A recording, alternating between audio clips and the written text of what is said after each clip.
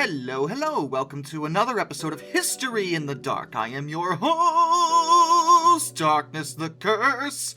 And before we begin, as always, thank you so much to my generous patrons, my British rail critics, and of course, my underwater train finders.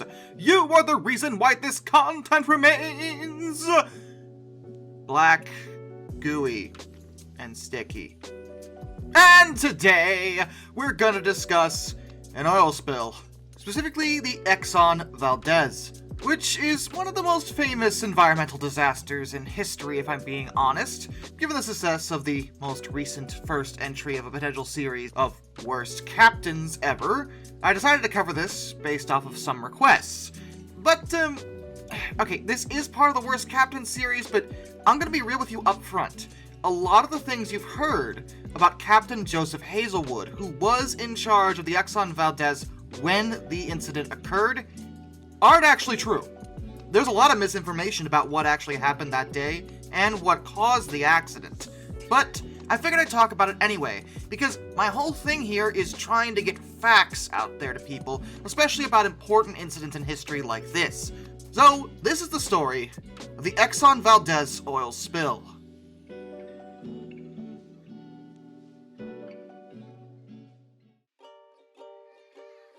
The Exxon Valdez was an oil tanker, specifically a VLCC oil tanker. She was over 301 meters long, 51 meters wide, and 26 meters deep, with a dead weight of 214,861 long tons, as well as a full load displacement of 240,291 long tons.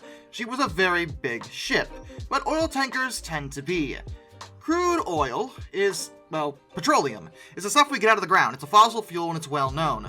It's generally associated with the stuff we put in our cars, gasoline, which, yes, one of the products of crude oil is indeed gasoline, which we use to fuel gasoline-driven automobiles. And it's also refined into diesel fuel, which powers locomotives, as well as other diesel motor vehicles like larger trucks. Petroleum is not just used for fuel, though. There's a ton of different applications for it. It's used in asphalt, lubricants, chemical reagents, plastics, solvents, textiles, refrigerants, paint, synthetic rubber, fertilizers, pesticides, pharmaceuticals, and just so many other things. Oil is very useful for a lot of different applications, and as a result, it is highly valuable. Historically, it's been referred to as black gold, and the oil industry is a multi-billion-dollar industry for a reason. The Valdez was one of many ships tasked with carrying this crude oil around, because it's not efficient to send it by plane. You could do that, but you'd use a ton of fuel just getting it there in the first place, and due to the weight, you wouldn't be able to take that much of it. It's just more efficient to do it by very large ships. And usually, nothing goes wrong with this sort of thing. I say usually because that is not what happened to the Exxon Valdez. She was launched on the 14th of October 1986. The incident took place in '89. She was only 3 years old when this happened, and she'd been built in America. She was constructed by the National Steel and Shipbuilding Company in San Diego, California. At the time, she was under the ownership of the Exxon Corporation, which is indeed an American multinational oil and gas company that is actually the largest descendant of John D. Rockefeller's Standard Oil Company. You know, the company that was responsible for antitrust laws in America, specifically to avoid massive monopolies. Yeah, they're one of the companies that descend from them. So especially back then, they were kind of a big deal in terms of everything involving oil. On the date of the incident, Exxon Valdez was carrying 53.1 million US gallons of oil, and she was docked at the Valdez Marine Terminal at 11:30 p.m. on March 22nd, 1989, to be loaded with oil for shipment. This process was completed late in the day on the 23rd, and then she left the terminal at 9:12 p.m. The deck log also showed that she was clear of the dock at 9:21 p.m. She was under the command of one Captain Joseph Hazelwood, who'd been an avid sailor since he was a young boy, and he was a member of the Sea Scouts, which is a specific program of the Boy Scouts of America for young men and women ages 14 through 20. He received a Bachelor of Science degree in Maritime Transportation from the State University of New York Maritime College, and he started his career when he was hired as a third mate by Humble Oil and Refining Company. which later became Exxon Shipping Company. By age 32, he was actually the youngest captain working for Exxon when he took command of Exxon Philadelphia, and in 1987, he became the alternate master of Exxon Valdez, which, fun fact, received Exxon Fleet Safety Awards for the year of 1987 and 1988. Some jokes just write themselves, guys. Hazelwood, despite having a prominent career, admitted that he actually was diagnosed with depression, and it was characterized by episodic abuse of alcohol. This would come back to bite him later, when after the accident, people readily joked that he had been drunk at the time of the accident. But, well, more on that later. After leaving the dock, Captain Hazelwood retired to his cabin at 9:25 p.m. This wouldn't have been super unusual. Since they were leaving the dock, harbor pilot William Murphy was mainly responsible for guiding the Valdez out of port anyway, and third mate Gregory Cousins was on duty. The ship was accompanied by a single tug for passage through the Valdez Narrows, which is a journey of about 7 miles. Once the Valdez was out of the Narrows, pilot William Murphy left the bridge, and at that point, Captain Hazelwood was called back. Cousins helped Murphy disembark from the vessel, which at the time would have left Captain Hazelwood as the only officer on the bridge. At 11:25, the Valdez reported that pilot Murphy had left. Third mate Cousins then advised traffic control and decided to deviate from the predetermined traffic lane to avoid some small icebergs that were in the area. And that sort of decision wasn't unusual. The Columbia Glacier had a habit of leaving a bunch of icebergs floating around up there. It was cold water. And naturally, since most of you are probably familiar with the most famous shipwreck of all time, any ship running into an iceberg is generally considered bad. Valdez was headed on a due south course, and then set on autopilot, and at 11:47, the vessel left the traffic lane's eastern boundary. At this point, Cousins had actually been on duty for about 6 hours, and he was scheduled to be relieved by the second mate, Lloyd LeCain Jr. But due to the long hours that the second mate had already worked, Cousins was kinda hesitant to wake him up. He wanted to let him sleep at least a little bit longer, so he chose to remain on duty anyway, despite his somewhat worn-out state. And he was the only officer on the bridge for most of the night, which was a violation of company policy. They were not supposed to do that. The ship was supposed to have at least 2 on duty, so if they weren't going to wake up the second mate, the captain or first mate should have been up there, bare minimum. Around midnight, March 24th, Cousins began to maneuver the vessel into the traffic lanes. While this was happening, the lookout reported that the Bligh Reef light, a warning beacon set up to, let ships know the reef was there, appeared 45 degrees off the starboard bow. But that was a problem. That wasn't supposed to happen because the light should have been far off the port side. So Cousins knew they were not where they were supposed to be at all. And he immediately ordered a course change because he knew they were in a very risky position. Captain Hazelwood was then called by Cousins, who was trying to let him know what was happening, but before they even finished the conversation, the ship grounded. This occurred at 12:04 a.m., which the crew described as a bumpy ride, as well as 6 very sharp jolts. She was left perched on a pinnacle of rock, and 8 out of her 11 cargo holds had been punctured. Within 3 hours and 15 minutes, 5.8 million gallons of oil drained from the ship and into the Prince William Sound. And this wasn't just terrible from a financial perspective, as all that oil was, liquid money. It was also because oil is outrageously toxic, thick, and sticky. This is horrible, horrible for the environment, and it placed all animals in the area at serious risk. Captain Hazelwood attempted to dislodge the ship under her own power, but this was to no avail, and after 30 minutes of this, he radioed the Coast Guard, informing them of the grounding. He probably should have done that immediately, given the whole leaking oil everywhere thing, but, whatever. And even after that, the captain still tried to maneuver free of the reef, but first mate James Kunkel believed the vessel would not be structurally sound without the reef supporting it, so even if they could get free, he'd probably sink the ship as a result. The captain eventually gave up. Though no people were directly affected by the actual accident, at least not in terms of, immediately dying as a result of a ship sinking or something. The real problem was the level of pollution in the area now, with all the oil all over the place. Almost immediately attempts were made to mitigate the problem, Oil doesn't mix with water, and it tends to just hang out on the surface. So a chemical dispersant, which was a surfactant and solvent mixture, was applied to the slick by a private company the same day the spill occurred by helicopter. But the helicopter managed to miss the target area, so that was unhelpful. And there was public outcry regarding the use of this kind of solvent to clean up the slick, as the locals worried that the use of chemicals on hundreds of miles of shoreline could be just as damaging as the oil itself. They were between a rock and a hard place on it because, yeah, the oil is toxic, but what if the chemicals are? Then again, the oil is toxic!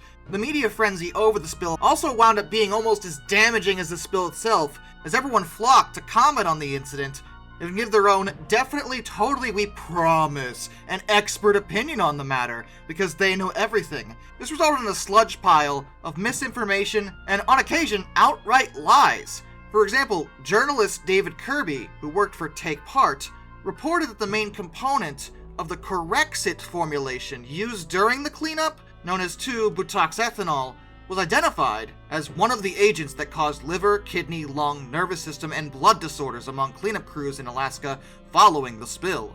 But it is now known that while the chemical is indeed a respiratory irritant that can be acutely toxic, animal studies did not find it to be mutagenic at all, and no studies suggest that it's a human carcinogen, so it can't cause cancer either. This is just one example of the many things said about the cleanup procedures. But to be fair, the cleanup was kind of a disaster. Like I said, they tried to start dealing with it immediately, and they used booms and skimmers, but the skimmers weren't readily available for the first 24 hours after the spill, and the oil was, again, crude oil. It was very thick, and there was kelp in the sea, because that's where it was supposed to be. And that tended to clog the equipment that they were using. The public, of course, insisted on a complete cleanup of the spill, which is understandable, but only about 10% of the total oil was actually completely cleaned. The effort to contain the spill was diligent, but it failed to contain the majority of it, and most of that blame was levied against Exxon, who the public felt didn't react quickly enough or do things completely properly. One of the cleanup methods, for example, was just straight up high-pressure hot water. This is because the Prince William Sound had many rocky coves where the oil was collecting.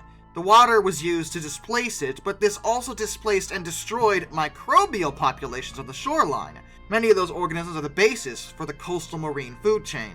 And some of them are actually capable of facilitating the biodegradation of oil. So, they were actually helping before you blew them away. But scientific advice and public pressure was pushing them to clean absolutely everything. So what else were they going to do? There was a lot that was actually learned from the spill, in terms of a more understanding of natural and facilitated remediation processes. Since the disaster, we're actually more equipped than ever to handle this kind of thing and clean it up in a much safer and more effective way.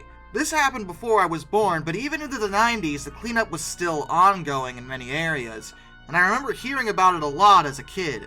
And even as late as 2001, 90 tons of oil remained on beaches in Prince William Sound. And the most lives that were lost during the incident were the wildlife, who suffered greatly. Seabirds had their feathers coated in crude oil. Fish, like salmon, had their reproductive processes interrupted, as the hydrocarbons in oil are toxic to their eggs. Other species such as sea otters and orcas suffered too. ExxonMobil denied concerns over the remaining oil, stating that they anticipated the remaining fraction would not cause long-term ecological impacts, which is debatable at best. However, over time, everything does heal, and by 2014, 25 years after it happened, National Oceanic and Atmospheric Administration scientists reported that some species seem to have recovered.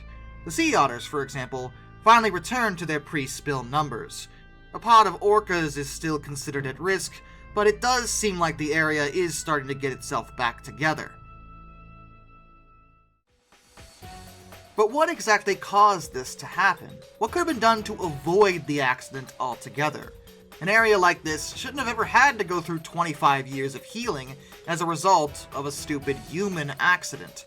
Well, if you ask the media of the time, it was all the captain's fault, as official news agencies, as well as parody news agencies and comedy shows, painted him as a stupid drunk who casually drove the ship into the reef on purpose due to how intoxicated he was. This story of Captain Hazelwood is a blatant lie.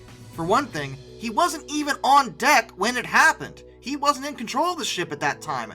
The third mate was. But despite this, Exxon threw him right under that bus and blamed him for grounding the tanker. And he in turn accused them of making him a scapegoat for the accident. Because, well, okay, the captain is not totally innocent. There were things he could have done differently, or his crew could have done differently to avoid what happened. But most of the blame actually has to do with Exxon themselves, as well as the technically, possibly, maybe, sort of, not considered legal practices that were being done on not just the Exxon Valdez, but on all sorts of oil tankers. To begin with, Captain Hazelwood was actually charged with criminal mischief, reckless endangerment, and piloting a vessel while intoxicated.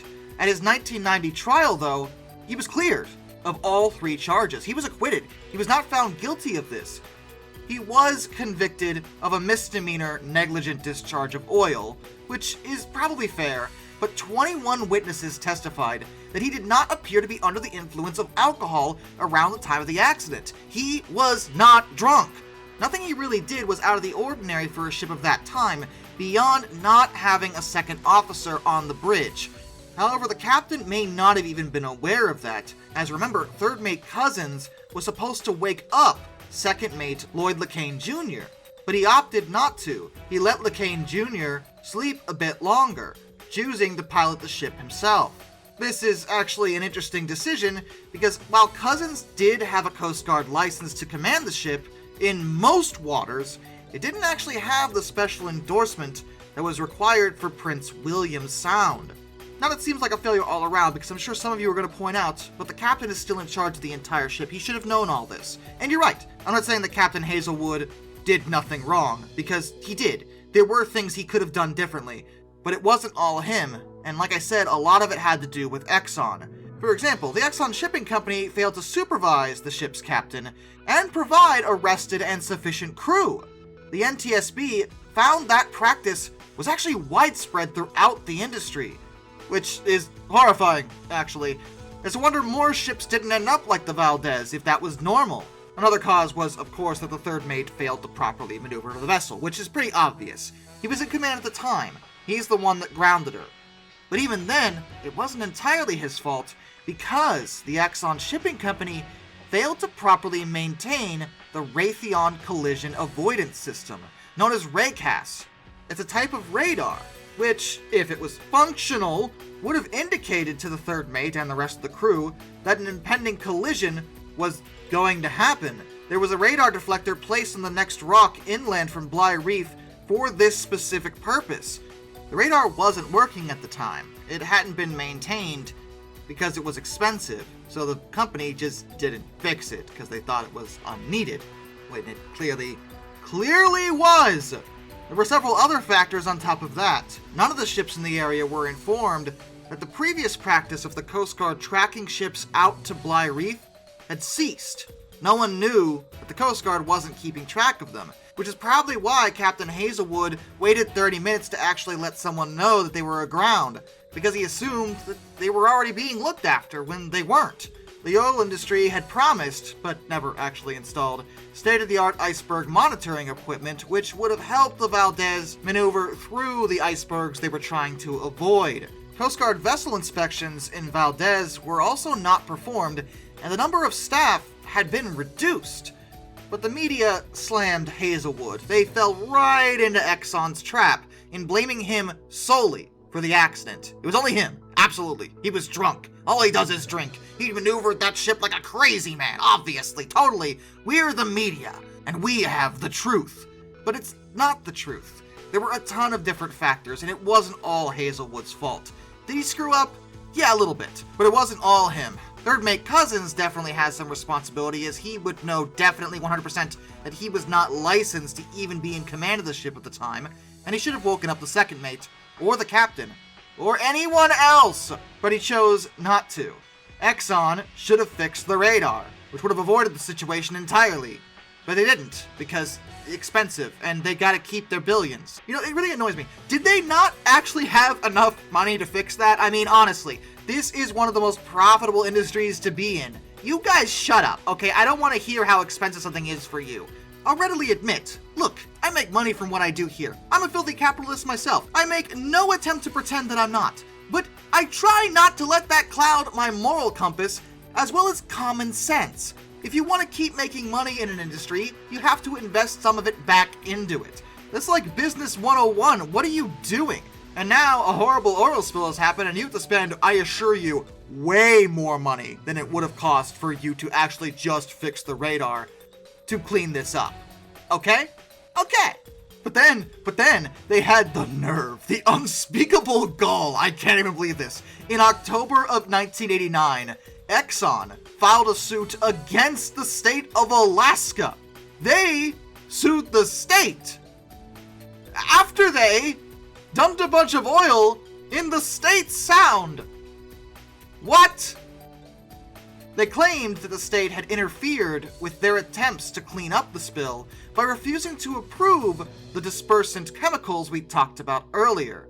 The state didn't allow it till the night of the 26th. The state, of course, disputed that, stating that there was a long-standing agreement to allow the use of dispersants to clean up spills. Thus, Exxon didn't actually even need permission to use them at all. The real problem was that Exxon just didn't have enough dispersant on hand to handle a spill of a size created by the Valdez. Exxon also filed claims in October 1990 against the Coast Guard, asking to be reimbursed for cleanup costs and damages.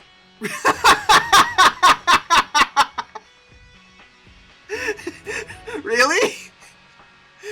Yo! Y'all are terrible! Wow! The company claimed that the Coast Guard was wholly or partially responsible for the spill because they had granted mariners' licenses to the crew of the Valdez, and because they had given Exxon Valdez permission to leave regular shipping lanes to avoid the ice. So wait, so because the Coast Guard gave the mariners' licenses, they're responsible for the entire... Exxon. Really? There were a lot of lawsuits centered around this, and in fact the appeals would go on as late as 2007. I'm not going to bore you with all the legalese involving this, but in the end, it rose to the Supreme Court, and on February 27th, 2008, the Supreme Court finally heard oral arguments centered around the issue. One of the justices, Samuel Alito, actually owned between 100,000 and 250,000 in Exxon stock, so he recused himself from the case, since obviously there was a severe conflict of interest. In a decision that was finally issued on June 25, 2008, which was written by Justice David Souter, the court vacated the $2.5 billion award and remanded the case back to lower court, finding that the damages were excessive with respect to maritime common law. By them, Exxon's actions were deemed worse than negligent, but less than malicious, which, actually, I'm gonna agree with that call. Yeah, they were way over the line in terms of their negligence. They were downright stupid with how they were handling things. But they certainly didn't do this on purpose. Exxon is not a Captain Planet villain, okay? They did not mean to dump a bunch of oil into the Prince William Sound, because even if you can make the case they don't really care about the environment, that was a lot of money they just threw into the ocean, okay? But what they were really fighting was the punitive damages. They felt that any of those greater than $25 million were not justified because the spill resulted from an accident. And Exxon had definitely spent $2 billion cleaning up the spill, as well as a further $1 billion to settle related civil and criminal charges. As of December 15th, 2009, Exxon had paid the entire $507.5 million in punitive damages, including lawsuit costs, plus interest, which were further distributed to thousands of different plaintiffs. That amount was actually 1/10 of the original punitive damages, and Exxon remained hugely profitable. Several consequences politically happened as a result of all this. There was the Oil Pollution Act of 1990, it's sometimes just called OPA, or OPA. The legislation included a clause that prohibits any vessel that, after March 22, 1989, has caused an oil spill of more than 1 million US gallons in any marine area from operating in Prince William Sound. As of 2002, OPA has actually prevented 18 ships from entering the Sound because they were involved in these kind of spills. The Valdez actually did go on to have a further career after this incident. She was towed to San Diego and repaired. In June of 1990, she was renamed Exxon Mediterranean because the original name was way too obvious for everyone not to know about, and she left the harbor after $30 million of repairs. In 1993, she was owned by Sea River Maritime and was named SR Mediterranean. Then in 2005, just Mediterranean. In 2008, she was acquired by a Hong Kong company that operated her as Dongfang Ocean. Then in 2011, renamed her again to Oriental Nicety. Finally, in August 2012, she was beached on purpose at Delane, China, and scrapped. Alaska themselves also passed further regulations. Then Governor Steve Cowper issued an executive order requiring 2 tugboats to escort every loaded tanker from Valdez out through Prince William Sound to Hinchinbrook Entrance. This was later upgraded in the 90s to make one of the 2 routine tugboats instead a 210-foot-long Escort Response Vehicle, or ERV. Tankers at Valdez are also no longer single-hulled. In 2015, Congress enacted legislation that required all tankers to be double-hulled. The Valdez disaster has gone down in history. It's been parodied, made fun of, and had occasionally actual truth said about it, but all of it would continue to follow Captain Hazelwood for the rest of his life. He was never able to shake the image of being this drunk, stupid captain, when in reality, he wasn't even on the bridge when it happened, and he was found not guilty of that. As I mentioned earlier, he was only convicted of misdemeanor negligence for discharging oil. He was given a fine of $50,000 and sentenced to 1,000 hours of community service. He tried to appeal this too, but was ultimately unsuccessful, and his community service began in 1999. His master's license was actually suspended for a period of 9 months, but it was never revoked. But because he had been humiliated the world over, very few companies were ever willing to give him a fair shake. Exxon, because they threw him under the bus, fired him outright, and he just couldn't find long-term work as a captain. His alma mater, the SUNY Maritime College, did throw him a bone to help him out, and hired him as a teacher aboard the TS Empire State 5, just the year after the incident with the Valdez. In 1997, he was working as a paralegal and maritime consultant with New York City's Chalos & Brown, which was the firm that represented him in his legal cases. He was residing in his native Long Island as of 1997. He was originally sentenced to assist with the cleanup of the oil spill, which does make sense, but due to the lengthy appeals process, his community service was instead conducted in the Anchorage, Alaska area. That lasted a little over 5 years. And in 2009, Hazelwood offered a heartfelt apology to the people of Alaska for what happened that day, but did suggest he had wrongly been blamed for the disaster. He apologized for his part, but did point out that there was plenty of other blame to go around. But Hazelwood, interestingly, that long after the accident, had good things to say about the locals in Alaska. He said he felt that the Alaskans had always given him a fair shake, willing to give him the benefit of the doubt. And on July 21st, 2022, Joseph Hazelwood passed away at the age of 75.